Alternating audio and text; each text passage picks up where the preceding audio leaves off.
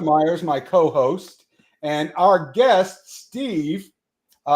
He is an investor, and we are going to talk a little bit about the thing that's really interesting for people is wealth building, and that's a lot of the what we do on this show. So I'm going to invite you guys into this meeting with Steve, and we are going to kind of talk about our newest acquisition. We have a 2-bedroom, 1-bathroom place in Drumright, Oklahoma. And we just closed, right, Steve? Yeah, just closed 2 days ago. So one of the things that we do that is a lot different than what other people do is we're cash buyers. And we get cash deals on these properties, and that's what helps make them successful and sturdy. So this particular property, Steve, why don't you kind of describe to people that are listening and what the deal is with this property? So this property, the realtor we work with down there in Oklahoma came to us. This was an unlisted property. It was valued, I think, around the time or even now, probably around 90,000 to 100,000 or something. Zillow said 98,000. Yep, 98,000. That's what I see. Had some issues with it. I think the owner didn't list it, but he wanted to get rid of it. And our realtor brought this to us, and for half the price, 40,000. We looked at it, looked like a good deal, and so we finally closed it on this last Friday. Took a little while to get the abstract rebuilt, but once that was done, it was pretty easy, and here we are with a new property, and we just got to do a couple things to it to get it tenant ready. And it's very exciting for us because the way we do these investments is we have a team that we put together for all of the different areas of the investment landscape. And Steve is a veteran investor with me, and Jeff is a baby investor. Trying to find the right words, Mark. I see what you were doing there. No, I got babies and veterans. Processing. The thing that we do with these capital companies is we have a stool. You have to have a massively healed money partner, and that's me in this situation. You have to have somebody that has money and is used to investing, that's learning the operational things about this particular wealth building tool, and that's Steve. And you're the baby investor. You need someone that's going to watch over you and protect your investment because this is your first really big investment beyond your personal house, right, Jeff? It is. So you need 2 partners that are going to take care of you and make sure that your wife doesn't come back to you and say, "Oh my God, you knucklehead, What have you done? wasted our money and blah, blah, blah. And I knew you shouldn't have done this with your dumb friends and blah, blah, That's blah." right. So we're structuring it not only so that it's a safe investment, but it's also one that everybody gets to learn how to do it, and that people are taking on different roles on different investment vehicles. And Jeff, your job right now is to learn. You're watching everything that's going on. Steve has been involved with this with me before, and now he's stepping into the role of vetting the tenants, doing the leases. Steve, you're learning all the intricacies of the actual running of things. I'm still taking control of managing the contractors and making sure that we get things checked, and Steve and Jeff are all watching me do that part of it. On the next house we do, then I'll bring you guys in and you could say, okay, I want to call the roofer. I'm going to get 3 roofing, quotes. I'm going to do this. And now I remember that last time we had to put a mini split in. So I'm going to call this other guy. We're building that database up. And we want to make sure that, if we're looking at a house that doesn't have central heating and air, we put a gas furnace heater and a mini split in there to make sure the customers are comfortable. But everybody in these capital companies learns all of the jobs, and we work together because we don't hire a property management company. We're the property management company so that we can get that 10% and we can oversee our investment. Right, Jeff? Yep. So, Jeff, what are the criterias of the picking out a house and how much we pay for it?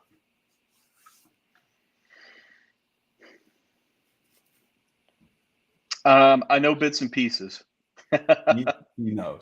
I know little Steve, parts. Why don't you tell him? So, yeah, go ahead, Steve. No, I was just going to say the model we like to go by is having what do you call it? The AR, help me, Mark. ARC, after renovation cost. The rent to equal 1% of that cost, or the total value of the house, what we paid for, all put in. At least 1% or better to make it a good deal. It's as simple as that, really. And the most important thing that we do is we buy correctly. If we buy incorrectly, then nothing else works fluidly, and we can make a lot of mistakes that kill a deal if we have financing or we don't buy correctly. It's so much harder to realize a profit.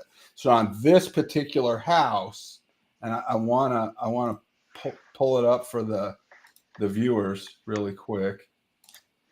And we don't normally show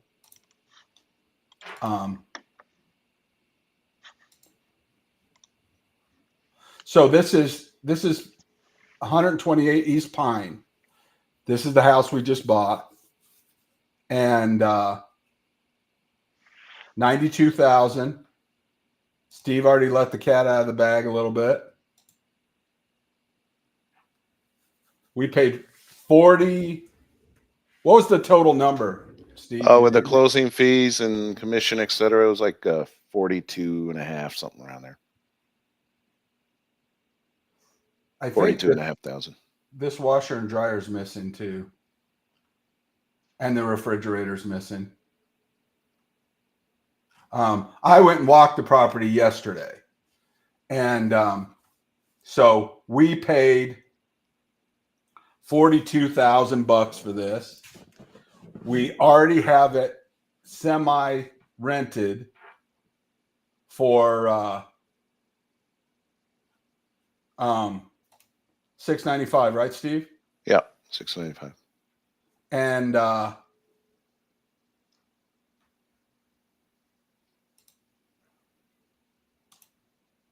let's say that we put another 10,000 into this place.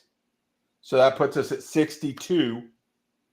And the 1% rule would mean that we want to get 620 for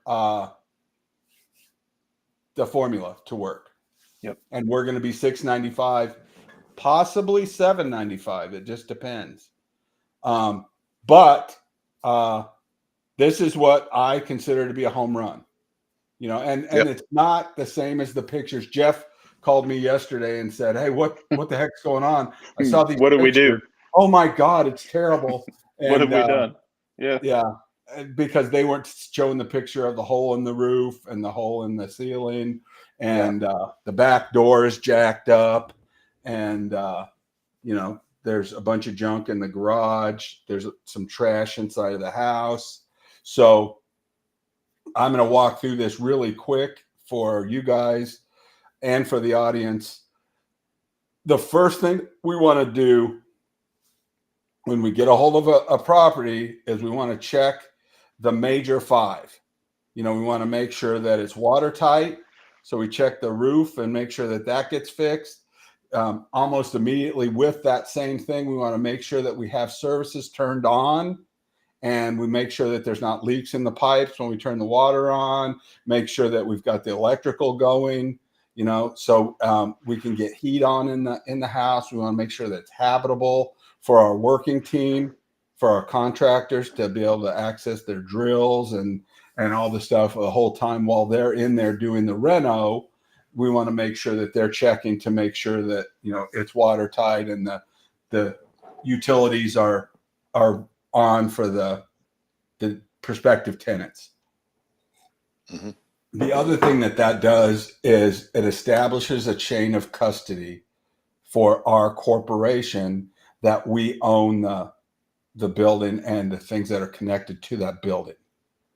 So let's say that, when we rent a house, the tenants are responsible for the utilities. So if they stop paying the utilities, then we want to be able to have it revert back to us after they leave so that we can turn it back on when we're renovating the house again through a change of renters. And we don't want to have things blocked to where we're not the master, control of the utilities. But after that, we want to do a cleanup and get everything clean to make sure that we know what repairs need to be made. On this little house, it's a great little house. I mean, I got a quote for $1,800 to fix the hole and the hole in the ceiling. And then I've got our handyman that we use. His wife is going to charge us $125 to go through and clean the place up. And if she wants to charge us more, then I've got a couple of other ladies that do it. And we want to just make sure that we have several vendors for several different things to make sure and go through the house. But one of the things about this house that I saw yesterday was the siding. It's vinyl siding and it's all good. Everything looks wonderful. Nice. So I don't think that it's going to be a big problem to get things really shaped up over there. Now there's a fence that used to go around the property, and it's weathered and dilapidated and it's down. And I talked to Steve yesterday and I said, hey, I think we should just not do anything with this fence, unless the new owner wants to fence, or the new tenant wants to do something, then we can work with them. But, as far as I'm concerned, that's not a priority for me. What do you guys think? Well, would you go ahead, Jeff? Seems like the other houses in that area also are like that. They don't have fencing. Is that correct? Or some, we're not dealing with a community that has HOAs or anything like that. We want to be good neighbors, but there's no everybody's doing this, that, or the other thing. Yeah. Is the fence, go ahead. The fence there, you saw it yesterday. So you say it's dilapidated and rotted. Is any of it usable still, or are we going to haul away the whole fence and just get rid of it? And for the viewers, I want to say this is a good example of a capital company, getting together as a chair of the board for this property. And we're talking about the things that are important to us owners. I own a third, Jeff owns a third, and Steve owns a third. So this kind of communication is really important for everybody that's going to be doing a successful capital company that's investing in real estate. So everybody needs to kind of get some experience and decide what they're doing. I am more concerned with the things that we have to do, and I learned by my mistakes, and I have made so many mistakes I can't even tell you. So when I see something like this, I want to take care of, is it warm? Does it have water? did we make sure that there's no mold, or, is everything watertight, all that stuff. And then if there's money left over, then I'm like, oh, let's put a little garden in, or let's blah, blah, blah, So when I look at that fence, most of it's gone. It's not like a whole fence and then there's a hole in the fence that's there. I mean, it's mostly gone. Okay. And so the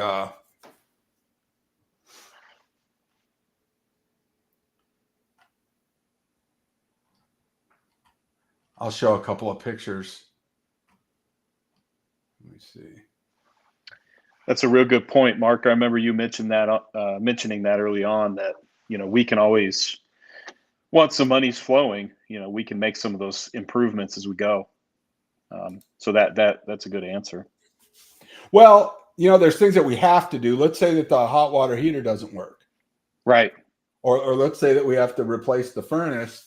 If we spend $4,000 on a fence and we have to do $4,000 on HVAC, that's a problem. Taken away from that. You're right. Well, because we have to do the other thing. We don't have to do the fence. Yeah, that's true. But this is a good picture of that siding. Wow. So the windows and the siding look pretty good. That looks pretty nice. Yeah. Here's the thing that scared Jeff. The door is not good. Yeah. And some dirt and stuff's gone in there. But, one of the things that I did see is the washer and dryer are missing. In the original pictures, there's a washer and dryer there. Somebody's taken it out. But this is one of those situations where we've got work to do. That's why we get the prices that we get for a lot of these, because an FHA buyer can't buy something like this. It won't pass inspection. That's true. The owners don't want to put any more money into it. And so investors like us come in. And Steve, you asked me about the HVAC. Yeah. This is the HVAC. Mm-hmm. And I'm going to have my guy come out. And if he says, hey, we're good to go on the HVAC, for whatever charge to get it running again. I've seen those go for 10, 15 more years. But I just want to be prepared in the budget to have some money for that in case we need to. And now you see the fence. Yeah. That's the best part of the fence on this property. Wow. Yeah. My goodness. Even your skills are not going to make it happen. See that? Yeah. Yeah. So you tell me, is it usable? Can we put it back up? Probably not. No. I took a picture of the pile of the fence that was out there too. And I don't know where that went. But Steve, I told you about this property next to it. Yeah. And that I made an interesting observation about it. Hey Siri, call Caleb on a speakerphone. Calling Caleb right on speaker. So this property is going to be standing up super nice when we get in there. Yep. Steve, you're going to do the services. I'll do that tomorrow. Yeah. Because I want to make sure I've got somebody that's there when they go on, and that the city will probably want to have somebody meeting us out there. Yeah. Because the thing that happens with these houses that don't have somebody in them is if there's a leak and we turn on the services. Yeah. Caleb, it's Mark. I'm with the investors on Three Dads, and I asked you a question about the property on Pine yesterday about the lot. If you could give me a call, I appreciate it. So we just need to kind of finesse that, and that's part of what I need to do for you guys. And you're both in Colorado, which is kind of a crazy kind of a thing. Yeah. And I have slept in these properties when I get a hold of them and get them ready to go back in the day. With the investing that's outside of your area, you know, we need to hire some people that are going to do that, but we have a team built up in Oklahoma for that. Yeah. Steve is going to reach back around, and we were going to add some things to this capital company. And that was 2 lots, correct? I think That's what it's I remember actually here.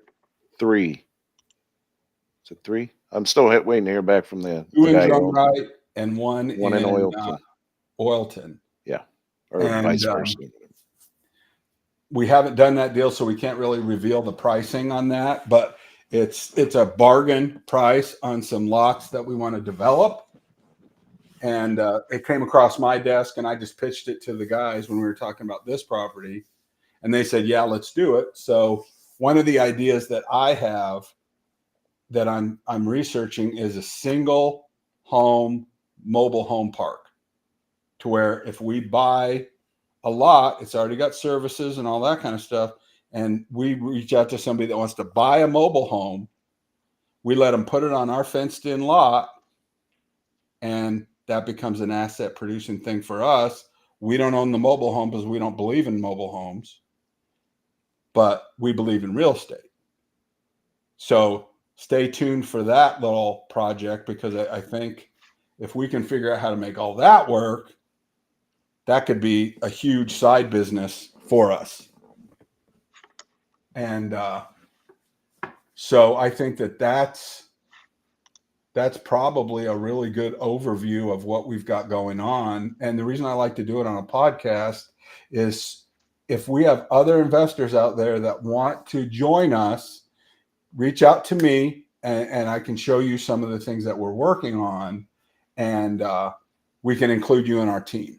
So, Jeff, does that satisfy your questions that you had when you were panicking yesterday? I wouldn't call it a panic, but I was curious about what was happening. But I will share the text. I knew you had it under control. Can you go back to the major 5 again, Mark? If you finish that, I don't think I got it all. You had said that we want them to be watertight. We want to turn the services on. I think you said cleanup. No, is that 3? So watertight means if it needs a roof or a window or just closed, then you want to take care of the services. Number 2 would be plumbing and water. Number 2 would be electrical, lighting, and all that kind of stuff. And then heat and cooling. And then the last thing that you want to make sure you take a look at is structural. Okay. Got it. And this house in particular needs to have a roof done and the inside done, and then it needs to have a thorough inspection of the services that are inside there and all that kind of stuff. Yep. And I'm working on our general contractor, Mike, will be able to kind of look all that stuff over. Great. All right, guys. Outside of that, that's everything I had. I think it definitely looks like a nice place and nice property. Good looking house. So, Steve, you want to tell them what we bought yesterday? Now let's save that. We haven't closed on it, but it's pretty cool. But Steve, I'm going to go ahead and release you unless you have anything else. No, I don't think so. Thanks for I having me on the really show. appreciate what you do, and we will keep going forward. We do, Sounds good. Steve. He meant to say we do. Yeah, we do. We appreciate what you do. Well, I appreciate you guys. Thanks for having me on the show. All right, guys. All Take right. care. Have a good one. See ya. Steve Burrell, everybody. Jeff, how are you doing? Doing great. Yourself?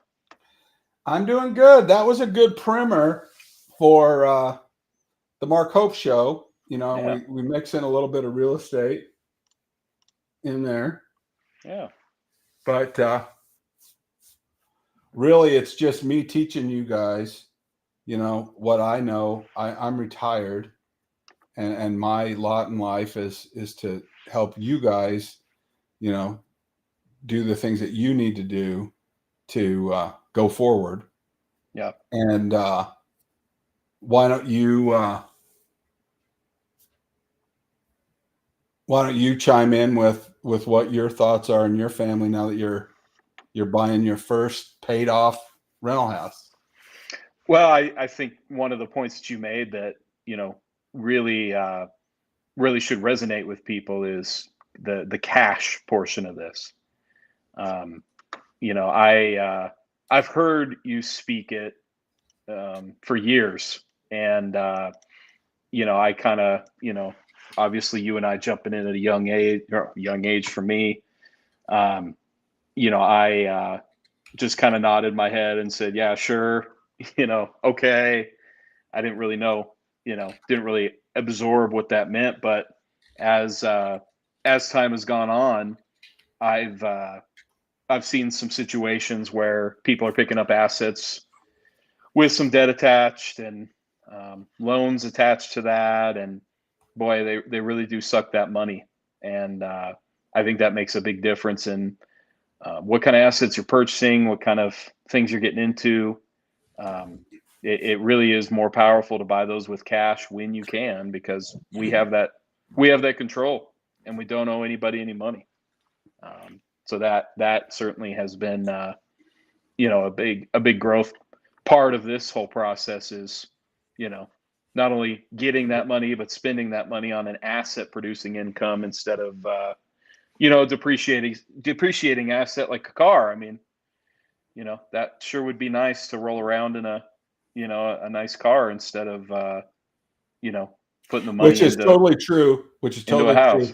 However, let's back up to the investment and not worry about the personal finances. Everybody that is involved in the personal finances has their own debt structure to be debt free and be able to make the moves they need to make. But in the businesses or the investments, we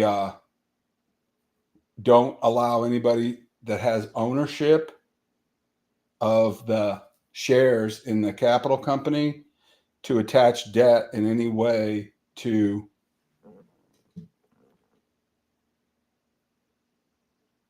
Caleb. What are you up to? Hey, I'm doing a podcast with the investment guys, but they had a question about that lot. Yeah. Did we make an offer? Okay, so you're good on that one, 5,000. That's what you wanted to offer on. I haven't heard from the same guy, so yeah, like put a call out to him. Okay. And, Well, hear back. I just wanted to touch base with them. So Yeah, it's the same dude, so it's like you know, a goat rope, no phone, nothing to get a hold of him. okay. Well, let me finish this show and I'll call you back. But Hey, do you want to do a live sometime today? I do. I'd love that, especially if we can show the people some of the stuff that we're doing. Yeah, I'm in. I'm pretty much thought I was gonna go to town, but I'm here this afternoon. So Well, let me call you back after I get done with Jeff. sounds good. All right, buddy. Appreciate you. The individuals are separate than the business. Right. So a lot of people get an SBA loan or they get a lot of help with a bank loan, and then all of a sudden they're in a property like, say, this one, and they've got a $30,000 loan that they've got to service, or a $40,000 loan that they have to service.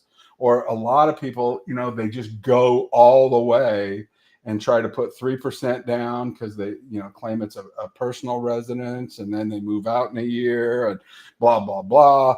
And then let's say you do that. You live in it for a year and then you move out, and now you've got 3% down. So you got a 97% loan over 30 years, and you're trying to make everything work. And, you're renting it for $695, and your bills are $620. So you got a $70 cash flow for 30 years. You got to hold together, and then they try to scale and level up that way. So you got 10 properties that are giving you $30,000 or $40,000, a year against $1 million or $500,000 worth of value. And then, when dominoes fall, you get wiped out. Yeah. If that happens in the economy, Jeff, what do you think is going to happen? What do you think is going to happen in the economy the next 3 years? We had a positive last week with the S&P reaching all-time highs, so that was great. When you take the boys to McDonald's, how does that feel? It hurts. It's expensive. Actually, Ashley and I were just talking about that yesterday. I mean, we went to Wahoo's for dinner, and it was $50 for two of us. I mean, it was just crazy. So McDonald's, and Wahoo is a chain seafood taco place. Yeah. And it's just it's crazy, So prices are high, interest rates are high. Cost of living's going up, wages aren't. It's a bad equation. So I don't have that answer. To put a finer point on it, there's a possibility that things might get bad. Sure. Over the next 3 to 5 years. Sure.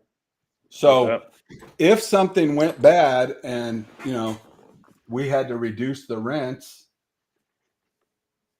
we'd be okay. Right. Yeah. Because we control that asset.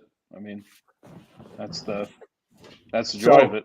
But if we had a mortgage on it, then that would be a problem. That would be a big issue. Yes, it would. The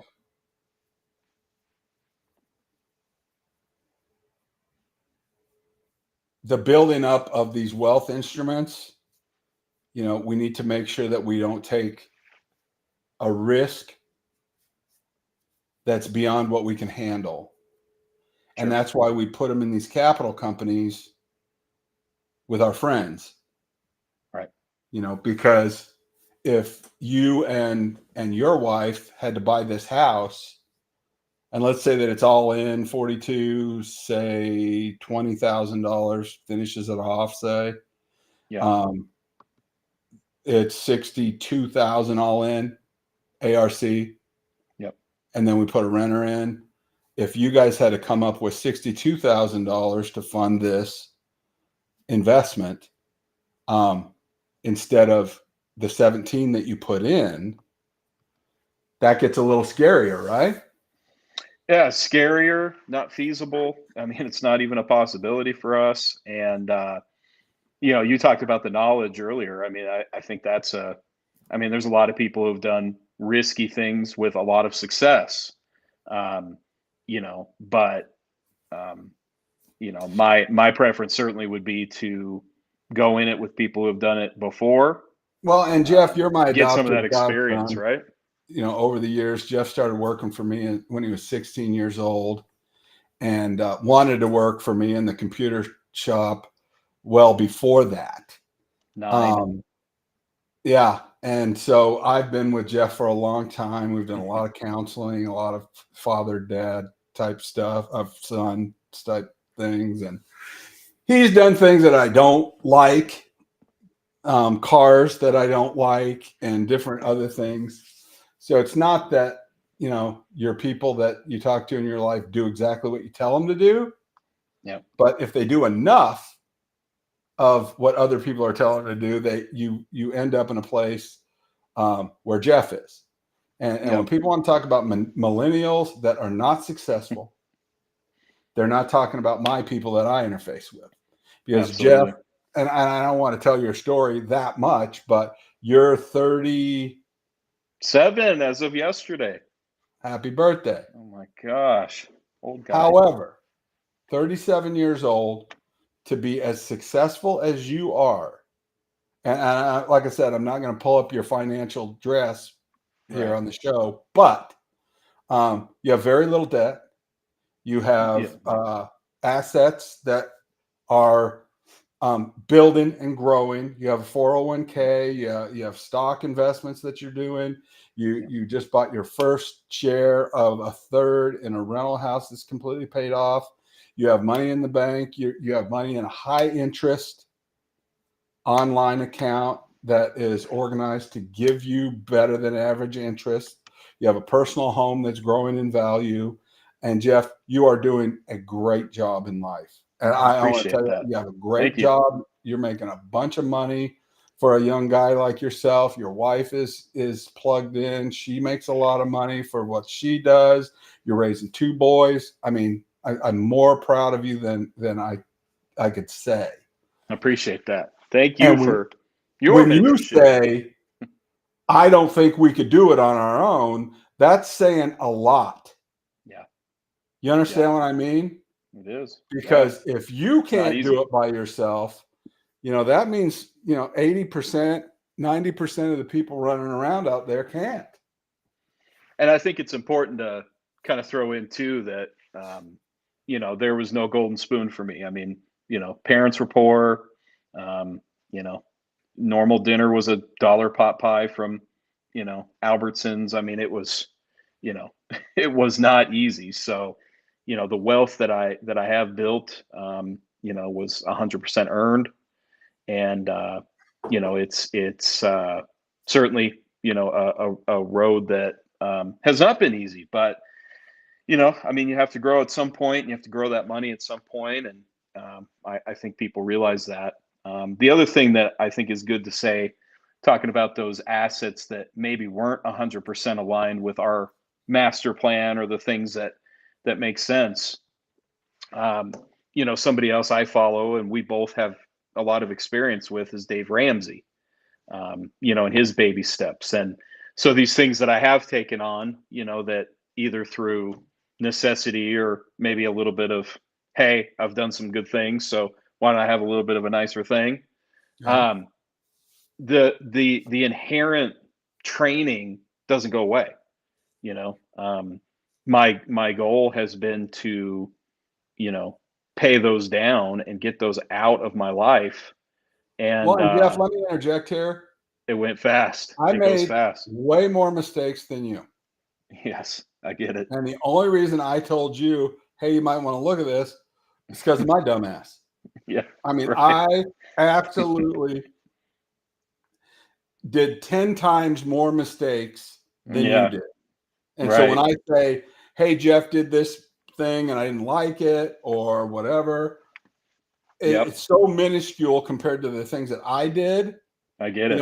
And in life, especially in the wealth building roles that we do, and Jeff and I are both God guys. We are spiritual guys that care about other people, and we believe if we're helping other people to be successful, that something else is going to be looking after us. And so we go along and make a bunch of mistakes. That's okay, right? Yep. Because then something comes to us, and it's like Jeff's old boss comes to him and says, hey, when you want to invest in real estate, call me. You're a good man. You're a blessing and not a burden. So I will invite you into our investment group. And that's a blessing, Absolutely. because who buys a house all cash, a third of it, for $17,000? Yeah, that's Right? right. Yeah, absolutely. And there's a lot of people where you live in Denver. I'm a real estate agent in Denver, but I can't help anybody invest in any properties in Denver because, it doesn't make sense for me to advise somebody to buy a $550,000, 700 square foot, 2-bedroom house, just like the one Jeff and I just bought. I'm still trying to For do the math. $42,000. I've gotten to a point now where my Facebook feed on Facebook Marketplace is showing these houses that people are, you scroll through and you see $750 for a to rent a Room. six bed house. And that's interesting, right? You're like, how does that work?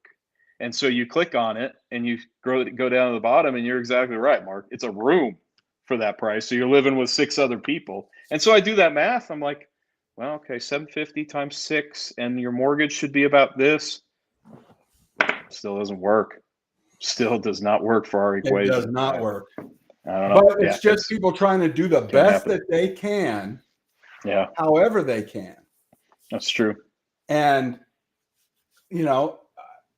it's who should live in Denver or California or Portland or Austin or some of these places.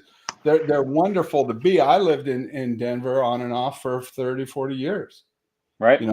But I can't really afford to live in Denver and do the things that I want to do. Yeah. And so we are having to do different things that are creative, Yeah. But it's a matter of us having the math, Jeff. Okay, well, let's run the numbers. I mean, how many times have you and I looked at something, and I'm talking about going way back to the computer years, and Jeff and I ran a very successful used computer company and a recycling company, and we bought a lot of equipment and assets on a bidding type of a process. And, we had a formula, right, Jeff? Yep. And if somebody came in and said, hey, I want to,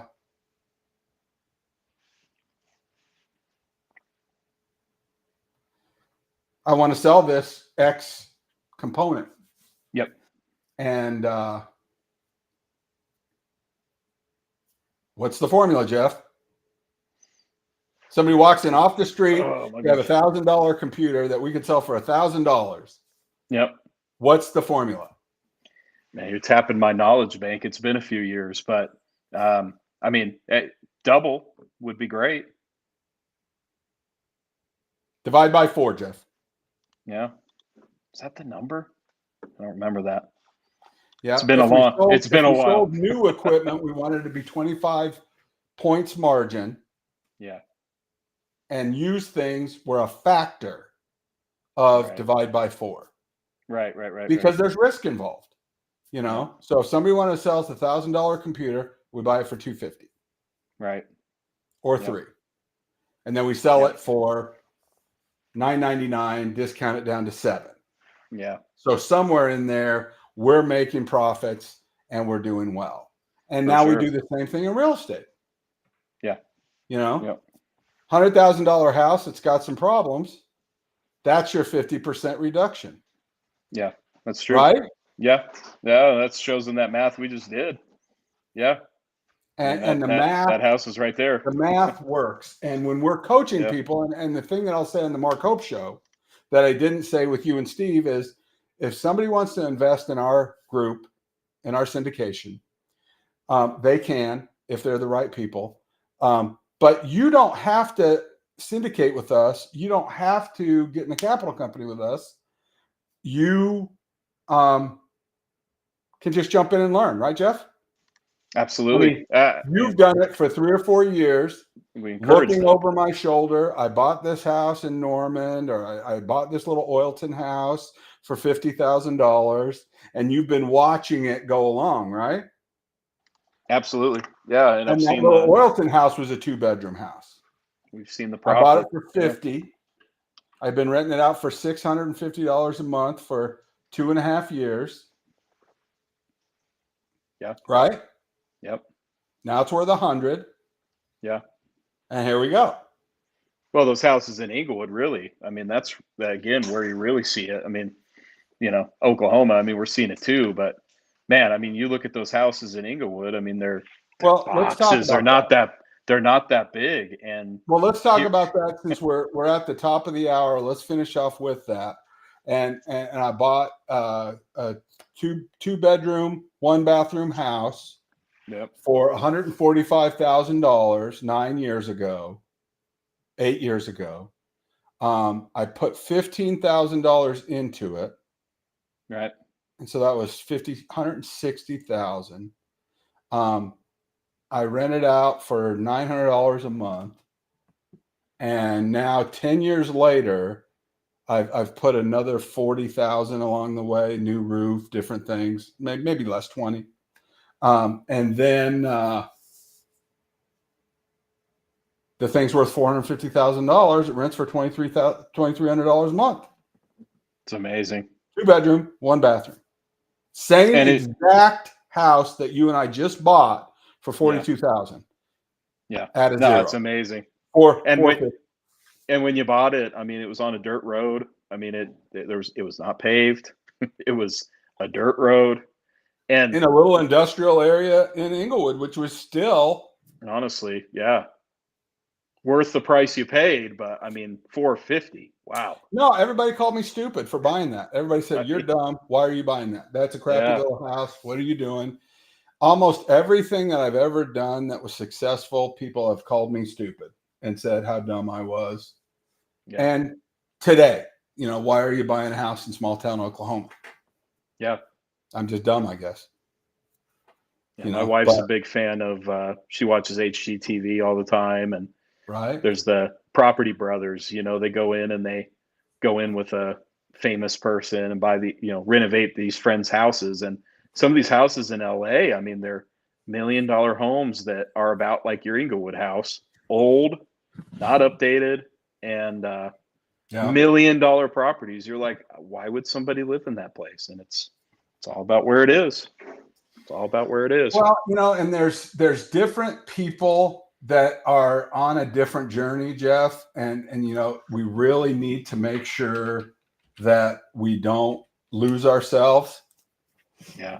I do some work with some very, very high worth folks, especially in the charity part of my life that I try to help people with.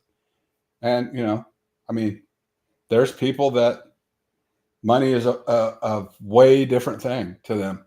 Yeah. $100 is true. a certain thing to you and I. That's $1 to them. Yeah.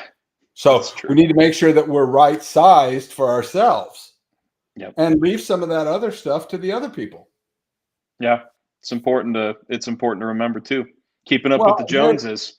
When Always. you and I were in the computer business, we ran a very, very successful tech company and gave away a lot of charity stuff. Yeah. Made an impact in people's lives and did a great job. But there are a lot of larger companies like Dell and Microsoft and all that kind of stuff that, foreshadowed over what we were doing. Right. Our thing was a nothing compared to them. Right. But Yeah. to us, it was huge. Yeah. Huge. Did a lot of I good can with tell that. by your eyes you got something going on. I don't. You Just do. You do.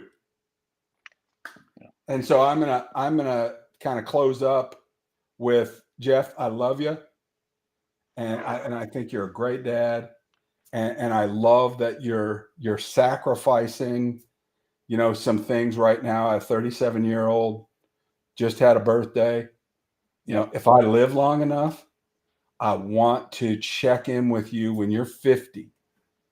And if you keep doing this stuff, I was talking to Mike Mitchison the other day, if Jeff continues on this path that he's on, we were standing inside your new rental house.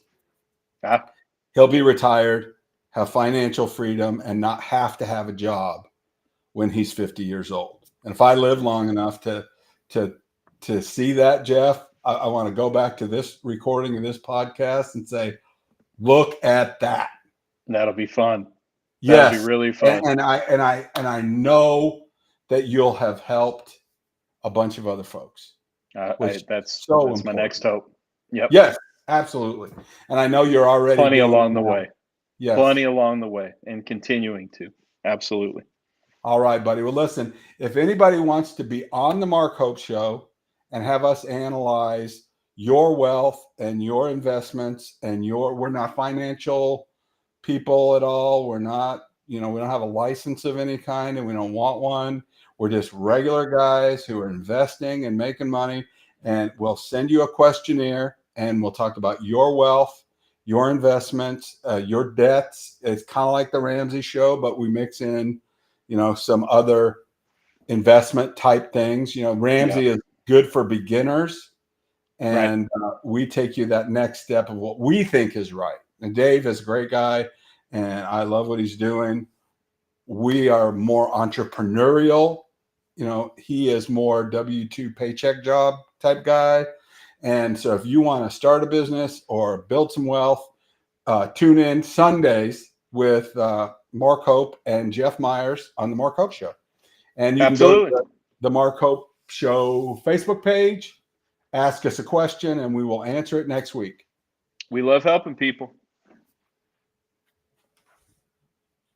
Till next week. Jeff Myers, everybody.